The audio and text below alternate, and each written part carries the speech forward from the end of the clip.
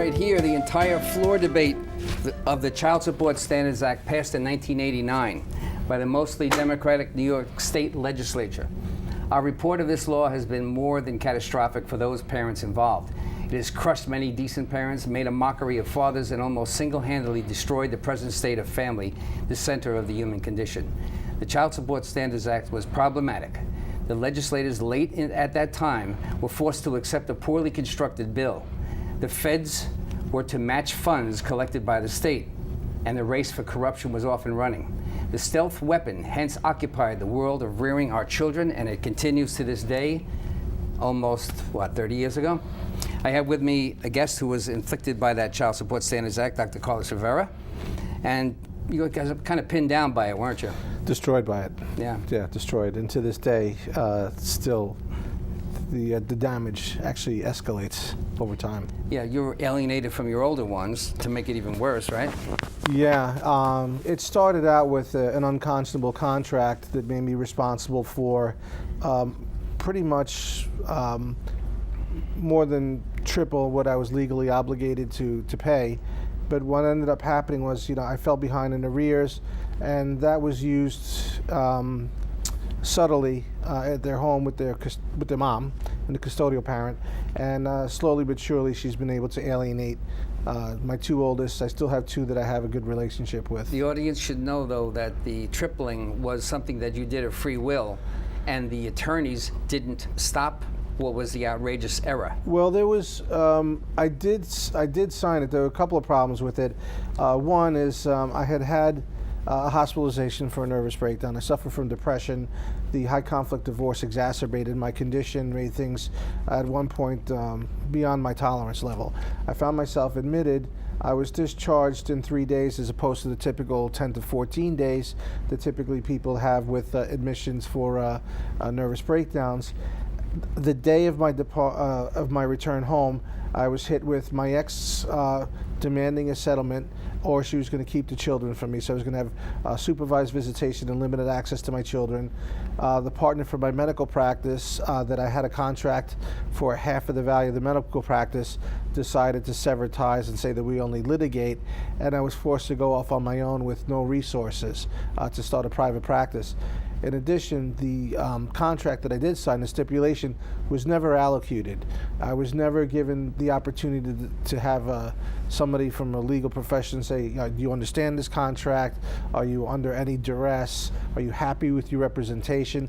None of that. Simply a signature was the basis for all of this, isn't it? It was, and to add insult upon injury, my own attorney wrote the settlement agreement, which was impossible to really live up to. So I had trusted her, only to find that she was the one who drafted basically the demise of my life and career. But in addition to that, I was simply told, instead of having an allocution, she hands me a piece of paper and quote unquote says, "This is just to cover my ass." And that was it. There was no explanation of all of this, and it was too much for me to take in at once because of the condition I was in and the depression I was suffering from. The enormity of the contingencies of the family were getting you too. It was tough, and it basically, my life quickly spiraled in a downward dive. We're going to do a little bit of conversation about how this law inception. Now, people hearing you are going to go, "What? How did this all happen?" But in truth, yours was fixable by anybody who was paid for as a lawyer. Should have been able to take that situation and go, wait a minute, he signed something he wasn't aware of. The big problem with that is that common sense would dictate that was what was going to take place. The initial judge who signed it was Judge Kelly. Had he actually looked at it, said this person cannot sign over greater than 85% of his income and live on its own. It was a recipe for disaster. Yeah.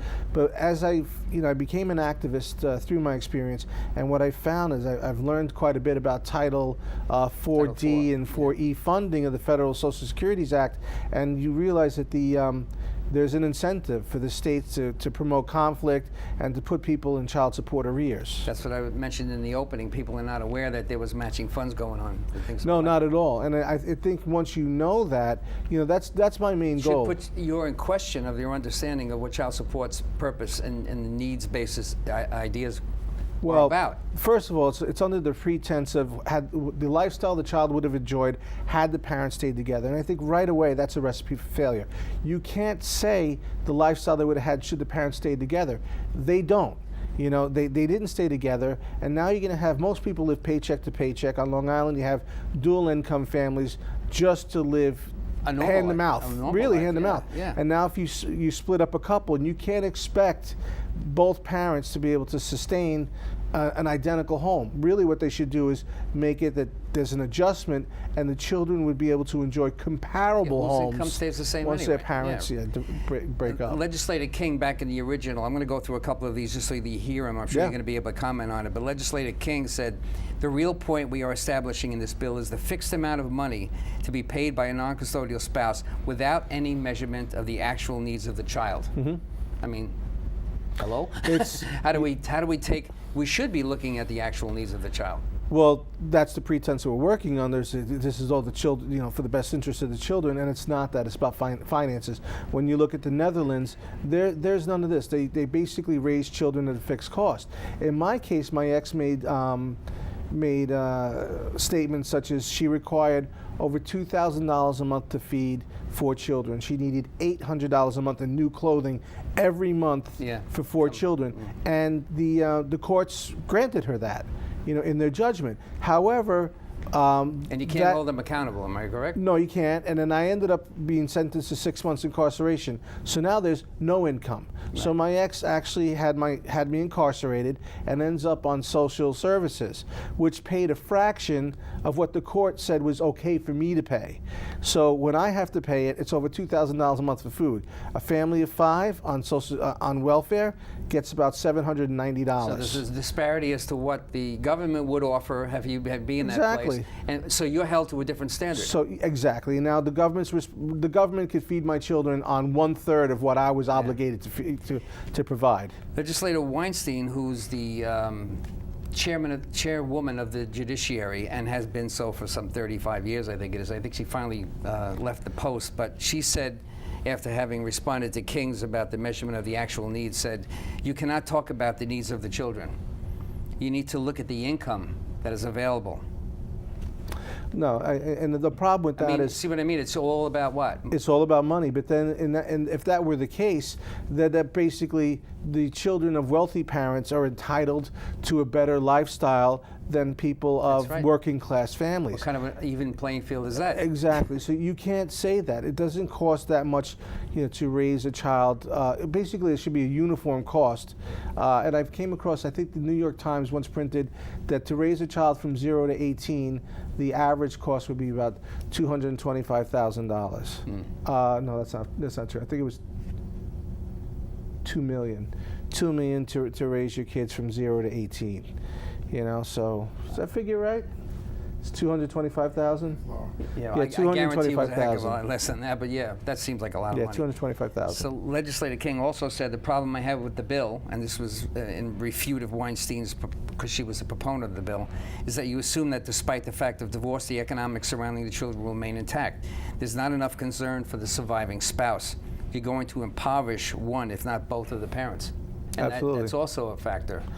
The second family is also a factor too. They get impoverished automatically. It is true when you look at it. To have one. Usually the system pretty much works as a winner and a loser.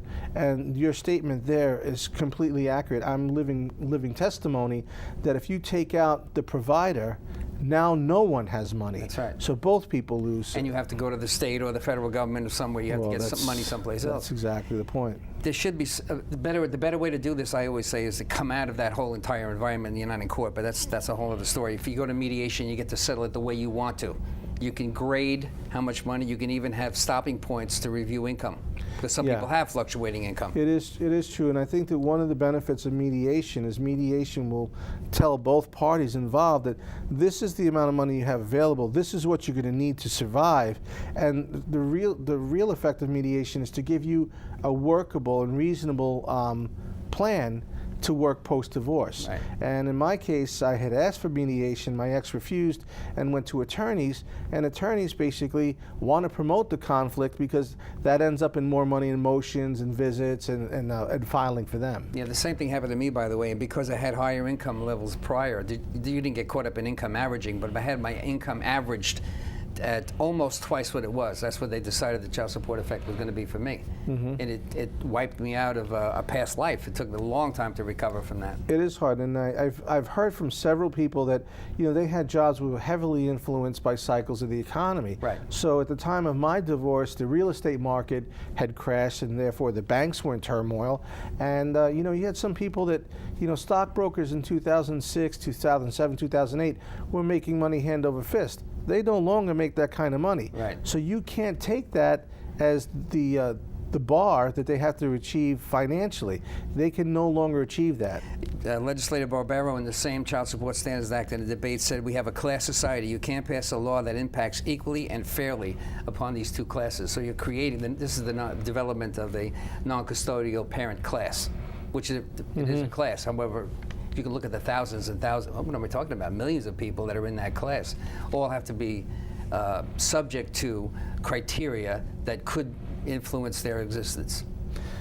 It's true. And again, it's for the Title 14 incentives that they do this. And when you look at the numbers, I've been involved with someone writing a paper now, and you have 22 million families a year are affected by divorce, and each family has an average of 2 children. So you take the 22 million plus 44 children involved, you now have over 66 million people per year. And that's an astounding number.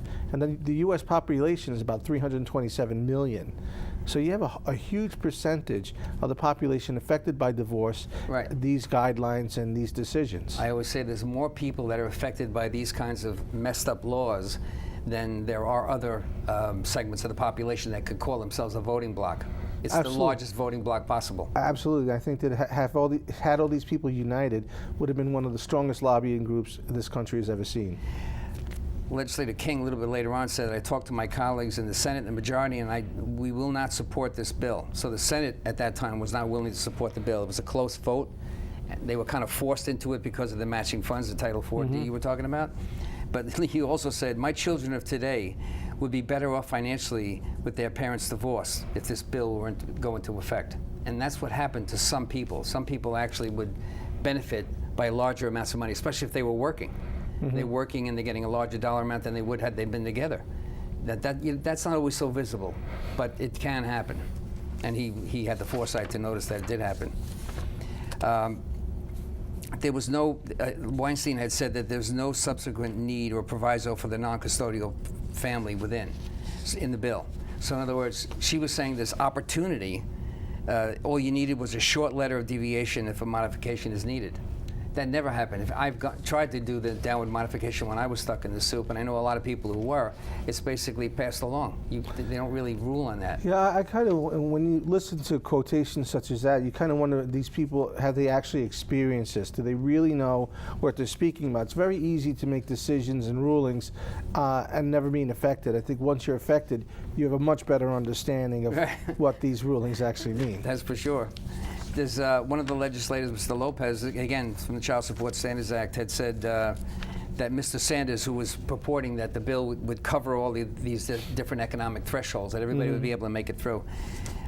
He's fooling everybody on the floor when he says there's a minimum of 2 kids of 25% of the gross income.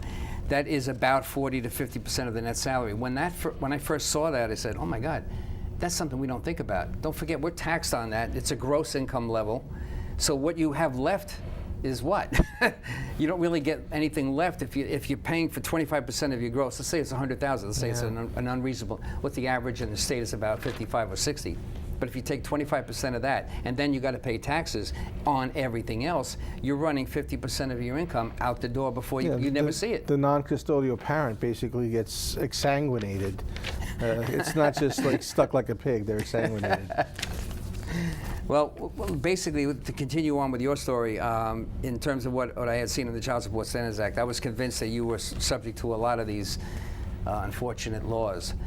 What's the ramification for you now? There's a bunch. The other part that's so egregious is that there was corrections to my original settlement agreement because the Child Support Standards Act was not fulfilled. It wasn't correctly calculated. And then in the revision, it was still incorrect. And on top of that, with all the back and forth with the paperwork, in the end, there was no official court order to enforce the settlement agreement. This was missed in all the dialogue and the contracts. So I essentially was incarcerated for my inability to sustain $15,000 a month in child support Which was and the maintenance. correct number. It was, it's insane. It was more than 85% of my salary. Again, at the time, I had a verbal agreement with my ex that I would keep her in the house. We worked things out. And then when our youngest went to kindergarten, we'd both contribute to their needs. The stipulation made me responsible for everything, so my ex had actually calculated this perfectly. It was a very, very well-planned and well-executed strategic attack. Do you want to be? Do you want to make everybody who's watching this program be happy for her that she was able to successfly pull off such no, because a coup against you? I think that it just lets you know that one of the criticisms I get in court is like, well, you're a well-educated guy, you should understand this. And I tell people all the time, I don't expect an attorney to come into my office and diagnose a child with pneumonia or even an ear infection. So I don't expect the bleeding that. in some sensitive area, exactly, something like that. And to expect a physician to understand the language of law at a time when they're under a lot of distress. Divorces are stressful, no matter who's involved, no matter what you think is stressful at And the they time. want you to be normal and just as smart as you are as being a doctor. it's and again, like I didn't have any law courses in medical school, so I think that's a problem. And in the end, to get back to your other question, the children lose. When you give these decisions that a parent can't decide or can't sustain a comfortable life, or they're going to go into bankruptcy or destitute, the children lose, and that's the fallacy of the system. Lined up with what you just said, one of the legislators said it is unreal. We would like the world to be that way in terms of having the percentages be what they are. Perhaps, but that is a fact that divorce touches in emotional and economic ways. Everyone in the family, including the extended family, grandparents, brothers and sisters are divorcing. Grandparents don't have any rights. How did you ever think that maybe at some point you might be a grandparent? Well, and what's going to happen to you in that particular state? That's actually a far-reaching question statement. When you look at this, the common misconception currently is that, oh, well, the kids stop talking to you, but they'll get families of their own, and as they get older, they'll see what's happening, they'll reestablish communication. But what you find is grandparents are deprived of their ability or their right to see these grandchildren, and the kids in many cases never come around because the programming is so strong to dislike or hate the other parent. This is in cases of parental alienation. So now you may have a child that's the parents alienated from their children or their child, and now they lose their right to be a parent at the time of their children's growth, and then never have the joy of being a grandparent active in the same child's life. So it's actually a travesty. Sure. And one of the things I try to point out is it's a complete misconception as to what takes place and the assumption that all the kids will eventually come around. Yeah, right. It's just not true. Well, we know that the child dysfunction's increased over the last 30 or 40 years, and we can almost, if you almost looked at the chart, you would see in 1964, the divorcing rate started to wobble, and then the advent of the family court in '64 started to spike. It stayed, like, it may varied a little bit, but it stayed at an upward level. This is child dysfunction. Mm-hmm. So the states analyze state by state. They have reports every year about how much dysfunction there is in the children based on what age groups, and there's lots of criteria, and I don't want to bore the audience with it. But we know that the dysfunction is increasing. The imbalance of the nuclear family not being present for that child's life is much more important than we ever gave credence to. And the idea that those psychologists that put that forth, I can't remember her name now, it's killing me. Lowenstein, I think her name was, she was a scientist, put together a whole bunch of studies that started this movement to go in that direction. Now she's reversed it. Thanks. Well, that's a problem. How many times have we heard the experts say right. to do this, and then 10, 15 years later, completely reversed. My favorite is in the 80s and 90s, every child is special, every child's a winner. You should congratulate them, give them a trophy for everything. And now as adults, they can't deal with life challenges. Exactly. So that advice that was given by all the experts That's was right. completely wrong, and it created a generation of people who can't handle frustration and Thanks for disappointment. saying that. Is very important. Everybody thinks that, because there's some acrimony and some anger in the family, that would automatically remove that child from that existence. Children learn a little bit by watching their parents negotiate with anger, they negotiate with frustration, and they can watch their parents. It's not as bad as you would think. Of course, severe anger is totally different, and physical violence is totally different, but a child growing up watching their parents argue is the real world. Now, we're not talking about major amounts of it. I mean, there's going to be differences of opinion. We're human. There's a lot, and to have this, to really dissect this in it's going to be beyond the scope of the time allotted in this interview. Yeah. But there's an important study that I would want your viewers to become familiar with, is the ACE study, Adverse Childhood Experiences, and essentially this tells that children who are under the duress, and divorce is a huge stressor, this affects their health. More incidents of cardiac problems, asthma, emotional problems, you name it. Social interactions. Yeah, exactly. So, and one of the interesting points is that we tend to think that children are resilient and bounce back, but the truth is the stress in childhood stays with people for life, because it basically causes the brain to become imprinted based on these structure levels, and actually the genes are read and interpreted a certain way from all the stress. So basically your brain is programmed, and even the genetics change as a result of growing up with all this stress. And that's, I think that the study, the ACEs study, was a landmark study, and that it shows that there's a science behind this, and we really need, if we're going to act in the best interest of the children, we have to fix this in order to spare children of growing up with these health afflictions. Thank you. I'm glad you said that. We have 2 or 3 minutes to go, but I just want to make sure that you got that through. I didn't know about the study. I'd like to see that and take a look at that. It's going to mean a lot. But did you know? I don't know if you look at any of your work in the advocacy on Dr. William Rogers' work of William and Mary College, but he said if we did not like the numbers, he's referring to the child support in terms of effect, we would create a schedule to suit. Rules that ostensibly reflect broad principles of public policy are in fact custom tailored to appease the favored constituencies. It might be called a Groucho Marx government, is what we've installed. Those are my principles. If you don't like them, I can make others. So if you looked at how the laws have gone in child support, you see that they constantly were coming at the legislature to approve. And because they had such tremendous power behind them, they were able to get everything through. That's why we're stuck in the income earnings issue. Your situation was also in that same pile. In the original Child Support Standards Act, they didn't really go too cleverly into that part of it, but they should have. Yeah. It should have been a contemplation. There's a lot. I think that one of the terms that that you've stated on your shows and spoke with me personally was the change in the culture of divorce. Yeah. And I think that we need to get away from annihilation of the other party in a divorce is a big one. And the other one is people need to be aware of the federal and state incentives to create conflict and to benefit from child support. Now, if you look at child support, when you see an average bank account, nobody gets even 1% interest on savings. The percent interest per state varies widely. In New York State, it's 9% interest on child support arrears on top of fines. So 9% interest plus fines, and then the federal incentive makes it a huge cash cow. Thanks very much, Dr. Thank you. I very appreciate that. You've been watching FIT TV, the program that brings you behind the scenes of our divorce culture. At FIT, we know you cannot get this information on your own, so we'll bring it to your TV every single week. And programs like this one are very important for everybody to see.